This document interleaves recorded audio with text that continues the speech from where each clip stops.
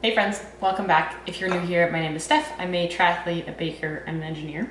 And today I'm going to be teaching you how to make high protein cheesecake jars. I'm also going to show you an easy way to divide it into 3 different flavors using the same base recipe. So we're going to do the classic cherry cheesecake, we're going to do a Snickers cheesecake, and we're going to do a double chocolate cheesecake.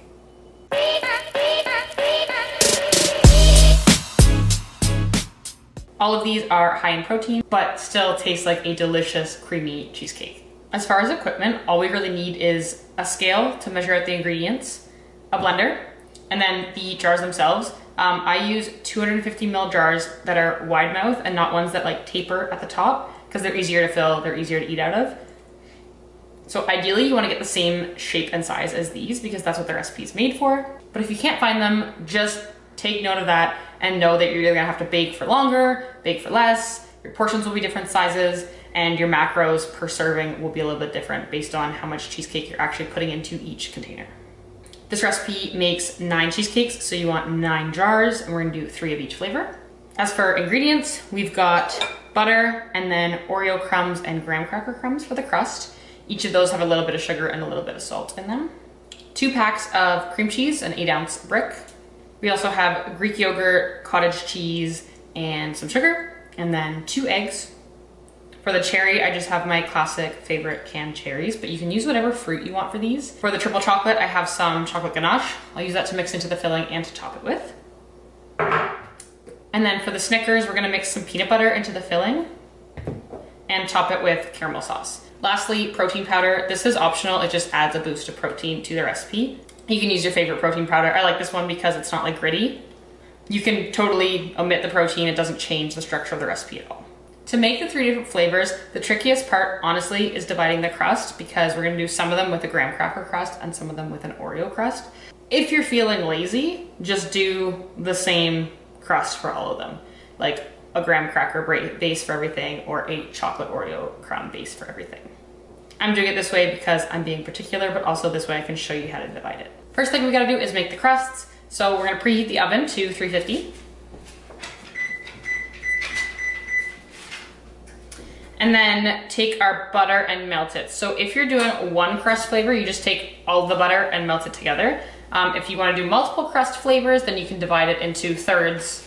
And then, for example, for this, I'm making 3 with graham cracker and 6 with chocolate. So I've done 2/3 of the butter in one bowl and 1/3 of it in another. So I'm gonna melt this 2/3 and mix it with the chocolate crumbs, and the 1/3 and mix it with the graham crumbs.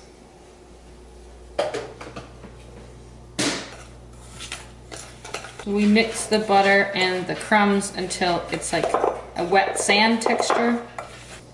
And then I like to arrange my jars in a baking dish because then it's easier to transport them all together, but also we're gonna do a water bath later. So it's easier to just have them in the bath already, even though the water's not in there. Now we're just gonna divide this evenly between the 6 jars. Start with a scoop in each.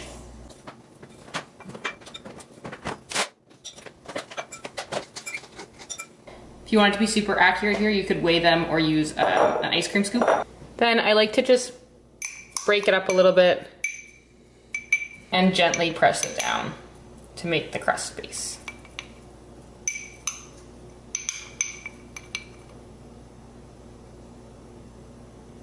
Then we go ahead and do the same thing with the graham crumbs.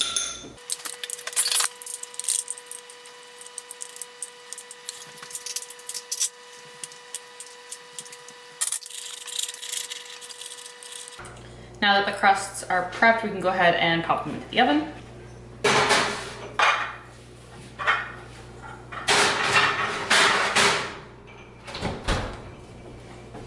And while those pre-bake, we can make the filling. The filling is the mega easy part. We're just gonna chuck literally everything into the blender. So if you're making just 1 flavor, you could put it all in, blend it, divide it amongst the jars, that's it. Because we're making 3 flavors, we're gonna put all the base ingredients into the blender and then divide it into 3 and flavor each of those 3 bowls. One of the key things though is to make sure your ingredients are room temperature so that everything blends properly. So ideally you want to take everything out like an hour to 2 hours before you're gonna bake and just let it sit on the counter.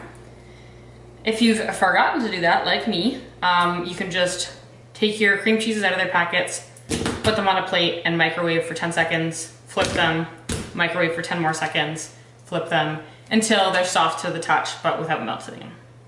Same thing with your cottage cheese and yogurt. Again, if they're cold, you'll end up with a lumpy cheesecake. So put them in bowls, microwave them for just 10 seconds at a time and stir between each so that they're evenly warmed without like getting hot and cooking in weird ways. Cream cheese, sugar. Yes, there's sugar in it. Sugar's not bad for you. Cottage cheese, which is actually the reason why we blend this recipe, to get out those lumps from the cottage cheese.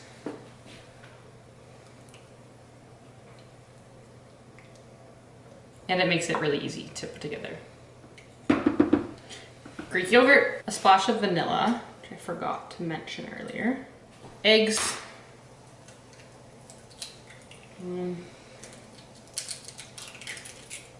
And then 2 scoops of protein powder, optional.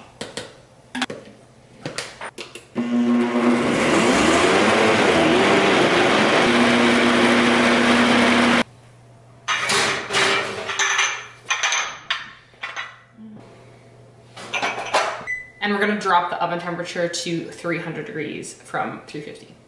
Now for the 3 flavors, one of them is just plain vanilla. So what I'm gonna do is start by scooping out those and filling my plain vanilla jars. I have an ice cream scoop here and I'm just gonna plop it right into the jar.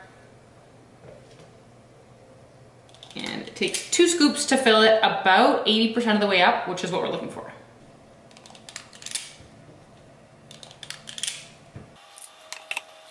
Now, my trick for dividing the batter evenly, from scooping the plain vanilla, you should know how many scoops of whatever tool you're using it takes to fill up the jar. So for me, it's exactly 2 of those ice cream scoops. So now I know that if I want 3 peanut butter ones, I need 3 times 2 scoops, 6 scoops of the batter in here to add peanut butter to it. 2, 3. About a 1/4 cup or 65 grams should be a good amount. And we stir that up.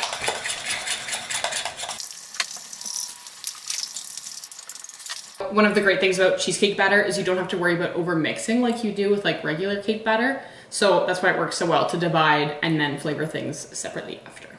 Now we're gonna scoop our peanut butter cheesecake with our ice cream scoop into 3 of the chocolate crusted jars to make our Snickers cheesecakes.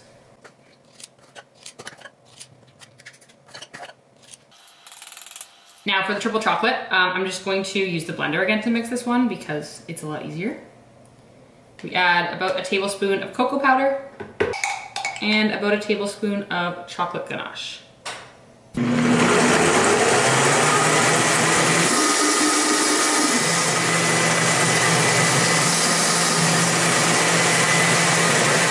Now we can just pour the batter directly into the jars because we kind of already know how much we're looking to fill them, or you can use your scoop to measure them still. Just about 80% full. Okay, the jars are fully prepped. Now we just have to bake them and then we'll top them. We have 3 plain vanilla, we have 3 double chocolate, and we have 3 chocolate peanut butter. For the baking, one of the critical steps we're going to do is add a water bath. So that's just a little bit of water in the bottom of the pan so that the cheesecakes bake up extra creamy. It basically creates steam in the oven that allows them to not dry out. And that's it, just a little bit of water. I would say about up to the level of the crust. And then they bake.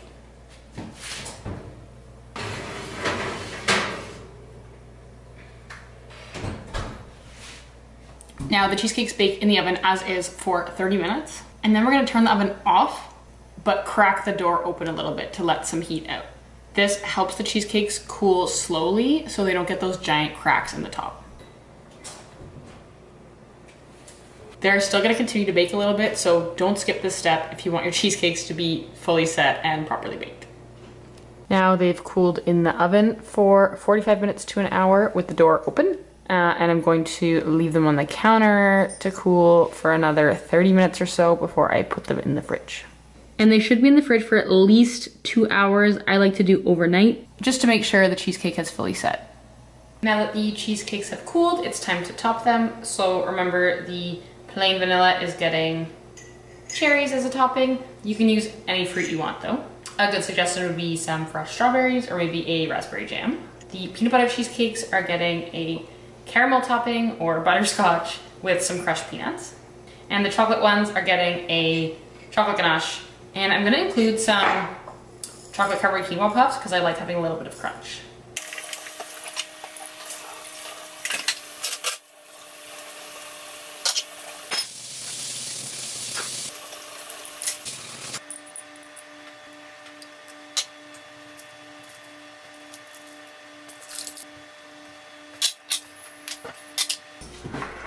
Oh.